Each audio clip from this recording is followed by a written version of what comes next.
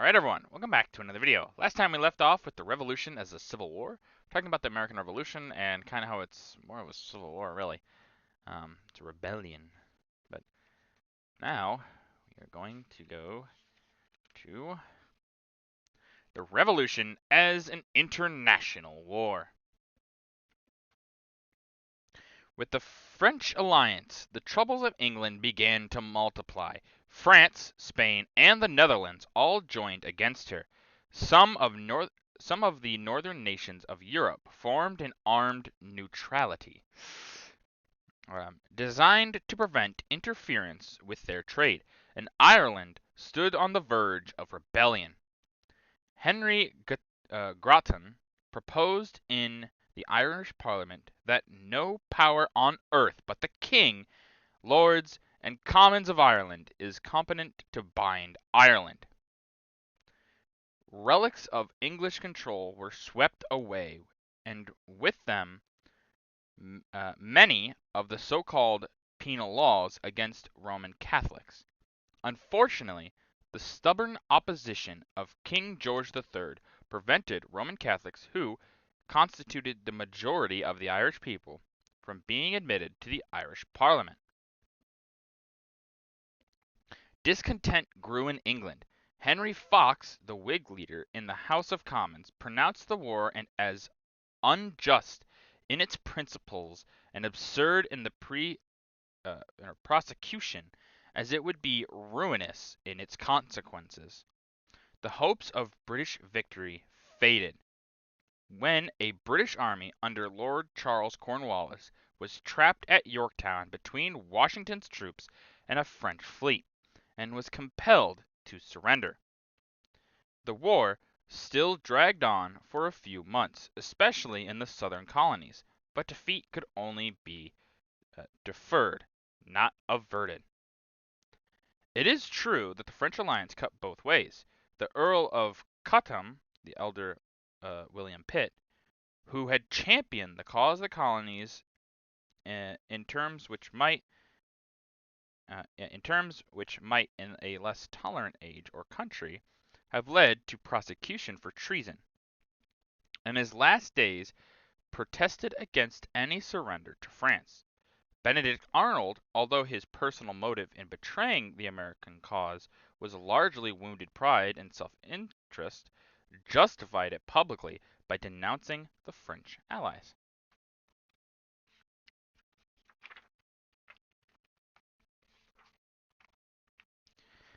Some of these pages are really stuck together, but while I'm trying to turn and look at this beautiful art. That's why I love these books. They're so beautiful.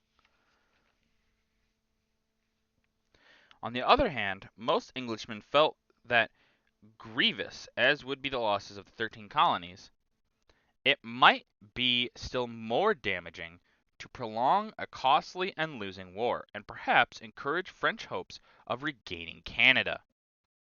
In 1782, the Tory ministry of Lord North resigned, and the Whigs under Shelburne consented to negotiate peace.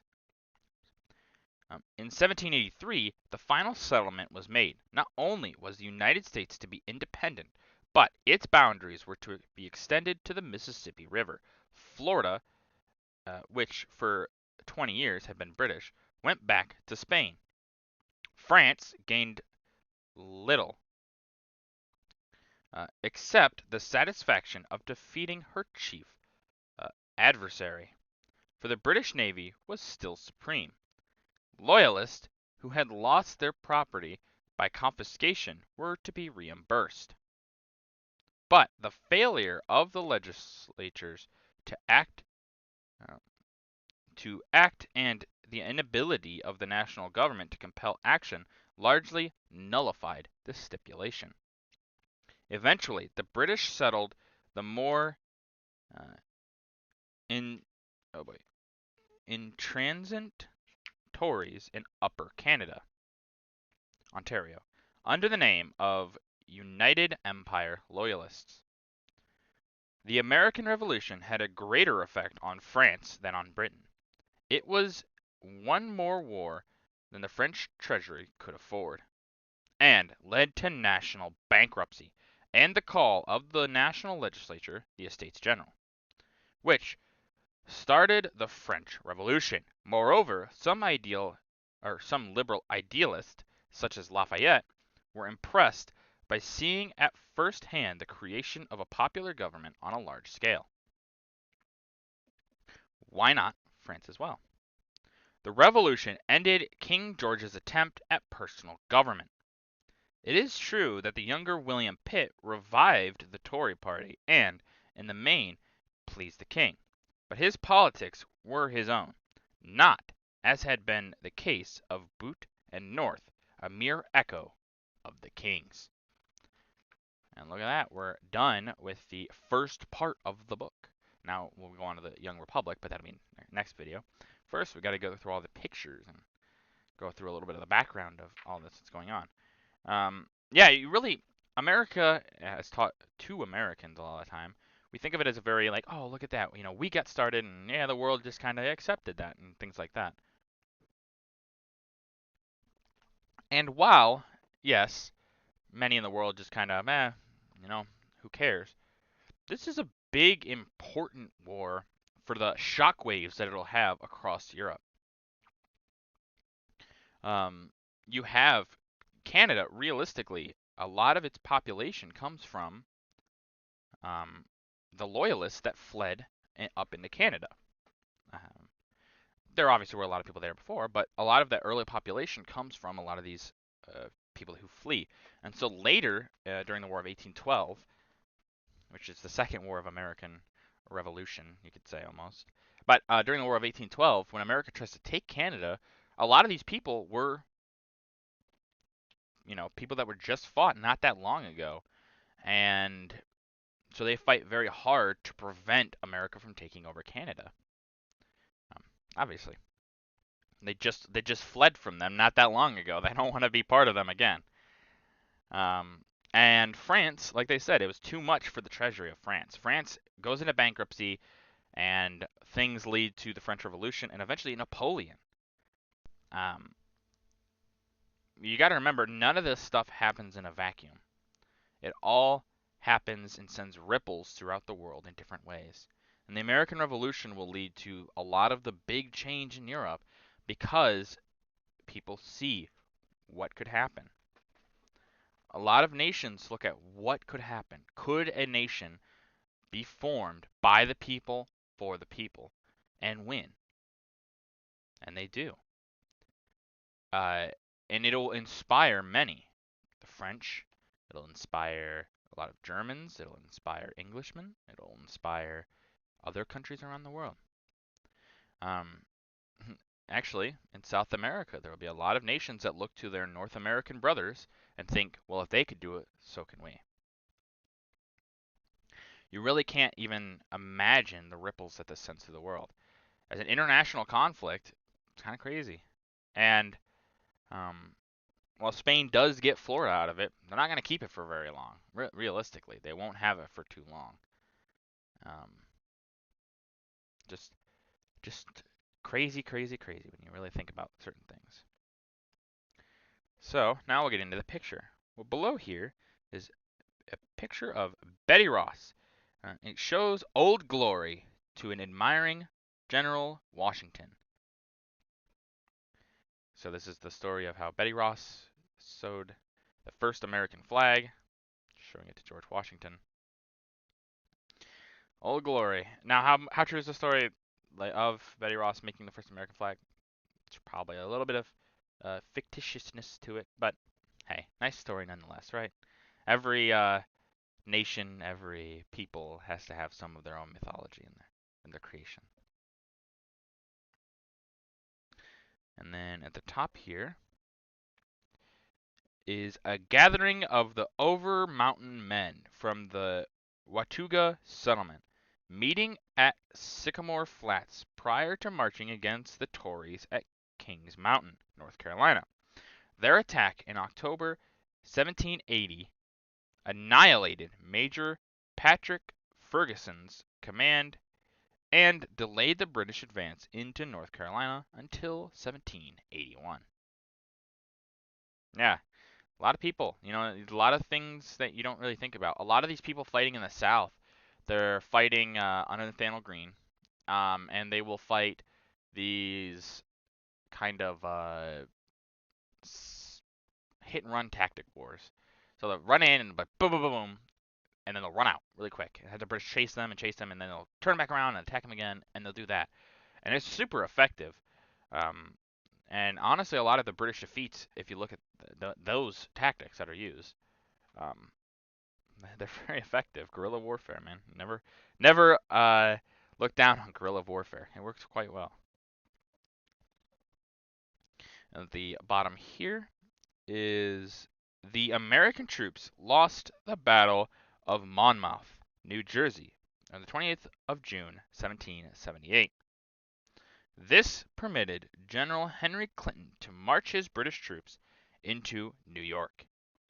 Yeah, you gotta remember, America also has a lot of defeats, though. Well, we do have victories. We have victories. There are just as many defeats, if not more. There's definitely more. The United States, which, a lot of these people are farmers. They're not soldiers. And they are getting good. They're getting as good as they can, but they're not trained soldiers. They're not professional militaries. They're levy troops, more or less. And levy troops they can be really good. But a lot of trained professionals are always going to be better, basically. That's the idea. So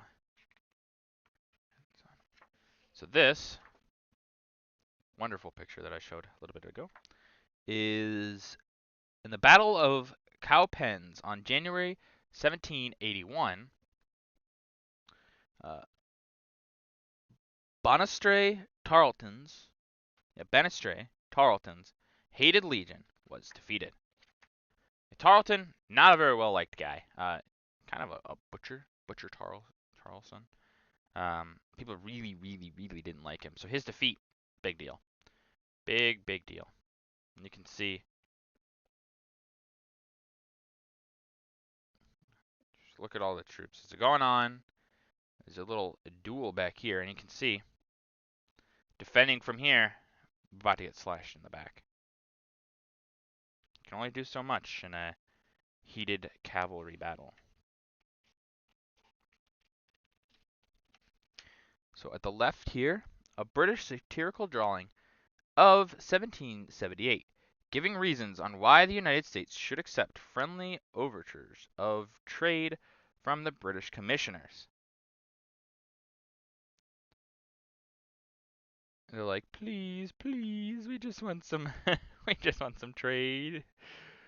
Hey, a lot of people didn't like this war. They found it as like, it's interrupting trade, it's interrupting everything. And so a lot of people were just like, just end it. We don't care. Just we lose. Who cares? Keep things going. Keep the well-oiled machine going, basically. Below is General Francis Marion. The Swamp Fox entertains a British officer in his South Carolina swamp encampment. Hey, look at that. But yeah, you really there are a lot of these little battles or little places that a lot of people kind of forget. Hey, they played big important parts. You get guys like the Swamp Fox and things like that that have these fantastical nicknames, and now through time have been forgotten. But they shouldn't be. They are heroes in their own right, and some of their stories are very interesting nonetheless. And it's always interesting to hear some of the things that some of these guys got away with and did.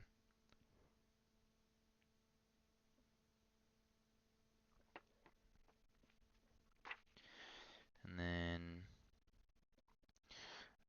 here is John Paul Jones on the Bonhomme Richard. Was the victor over the British Captain Pearson, who commanded the Serapis. The sea battle took place on the 22nd of September, 1779. Yeah, John Paul Jones, basically a pirate. But he is this American guy that gets on a boat, and he basically goes and raids the British coastline. He'll go and raid Britain up and down the coast. And because of him, we have the first official American flag. Because John Paul Jones, his flag gets blown off. So he gets into a Dutch port, and they say, hey, if you have a flag, you know, and basically the idea is if he doesn't have a flag of a nation, he's a rebel, and so the British can go in and get him in this Dutch port. But if he has a flag, he's part of another nation, so the Dutch won't give him over.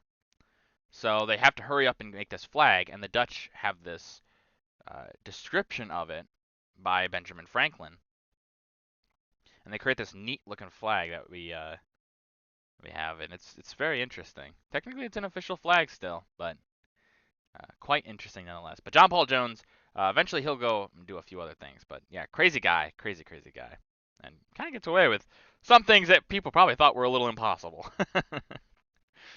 But quite the sea captain. And the bottom here is the Marquis Marie Joseph Paul Yves Roche Gilbert Dumontier de Lafayette, a prime mover in winning French support for the American cause, a leader in the American army, and a hero in the French Republic.